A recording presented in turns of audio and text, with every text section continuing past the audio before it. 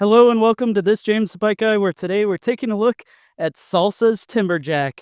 It's a playful and fun hardtail with some rowdy intentions and the ability to run 29ers, 27.5s, and anything between 100 and 150 millimeters of front suspension. So in this video, we're going to go into the features and designs of this bike, as well as we'll check out what it weighs. So if this is interesting to you, stick around and let's break down the Salsa Timberjack. So the Salsa Timberjack has been in Salsa's lineup for a while with a few different generations, and it's really their playful and fun hardtail.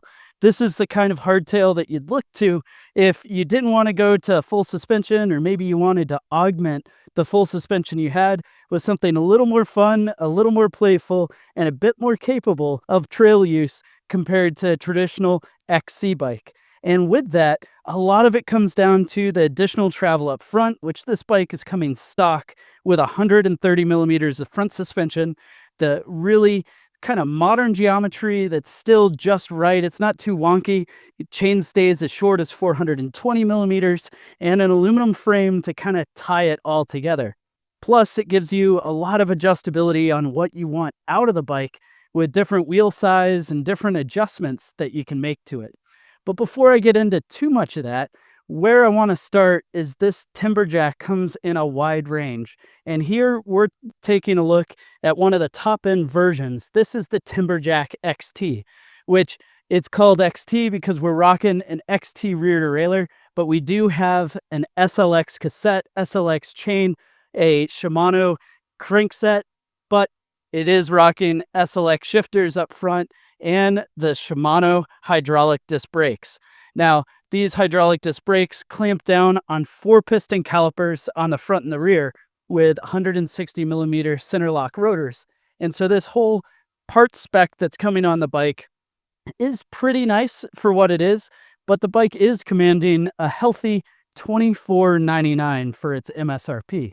But with that, you're getting a 6061 T6 aluminum frame.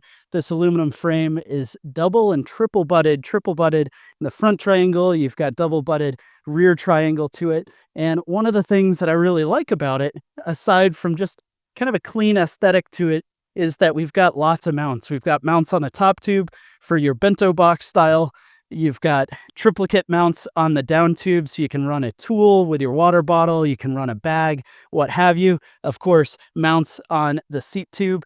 And very interestingly, this is made in Vietnam. Not too many bikes are that way. And then underneath the down tube, we've got another series of mounts for water bottles or carrying packs as you want.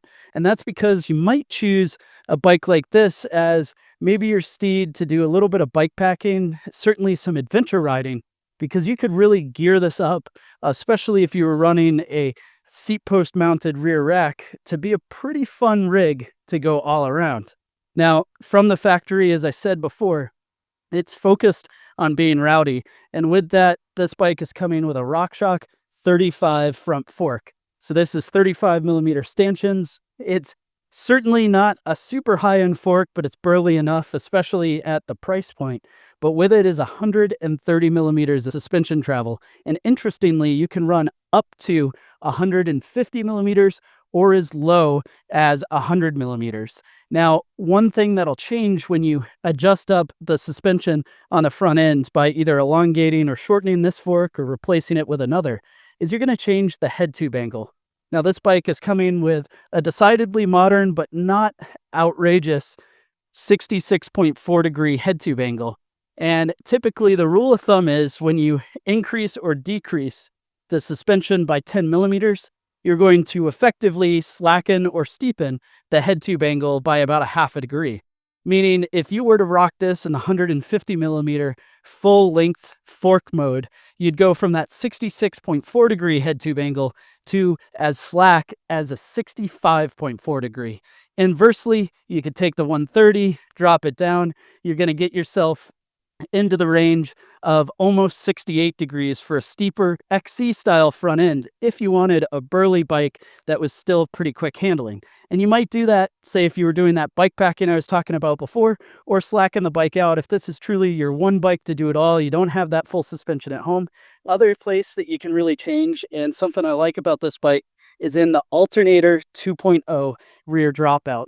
So this dropout, why it's called the alternator 2.0 is because you can alternate between different wheel sizes and different fitments on the bike.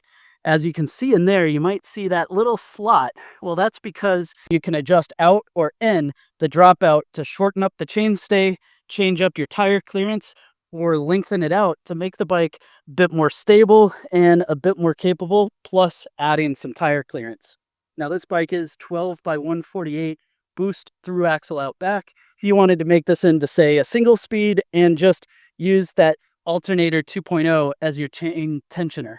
Now, chainstay on the bike is 420 millimeters in its shortest length, but you can elongate it up to 437 millimeters by adjusting that out. So pretty crazy that you've got a full 17 millimeters of adjustment out back. The other place that we can talk about with adjustment is going to be in wheels. So this is coming stock with 29 by 2.6 inch wide tires. So nice chunky tires, but you can see we've got a bit of room in there. And with that sliding dropout, you can adjust between 29 by 2.1 all the way up to the stock 29 by 2.6, or you could go down to a 27.5 inch wheel, which in that 27.5 wheel, you're going to be getting yourself a 2.8 inch wide tire. Now, those 2.8s put the bike into what's classified as a plus size tire. And with a plus size, means that you're going to end up with a bit more stability, a bit more balloon effect on a tire, because as a tire gets wider, it also gets taller. And that's what's allowing for, as you go down to smaller rim size, because the tire is getting taller in height, it's getting a similar overall circumference to the bike. And because that alternator dropout is on a bit of an angle, you're changing basically the bottom bracket height by just a little bit as you're adjusting that alternator rear dropout, meaning that you're correcting for pedal strikes and things like that. Now, the last pieces to cover on this bike are really going to be based into the cockpit. And so cockpit is going to be a race face and Salsa combination. So nice lock-on grips from Salsa. You have their Salsa stem. It does come with this race face 35 millimeter handlebar, which a 35 millimeter clamp handlebar is going to have a bit of extra stiffness, although it does trade off a little bit of ride comfort. And out back is a WTB Volt saddle mounted up on this dropper seat post. Now, the dropper seat post is controlled up front via a Shimano lever, which is pretty neat because you pull that lever and up the seat post goes, giving you the ability to have your full height pedaling position and then drop it down when you want a little bit of extra descending capability. So now that we've taken a look at this Salsa Timberjack, I think it's time we find out what it weighs. The actual weight of the Salsa Timberjack is going to come in and weigh in a size medium, 31.46 pounds. Thanks for joining me to check out the Salsa Timberjack. Go ahead and let me know your thoughts down in the comment section below. While you're at it, be sure to hit subscribe and definitely browse the channel to see more videos like this to check out as well.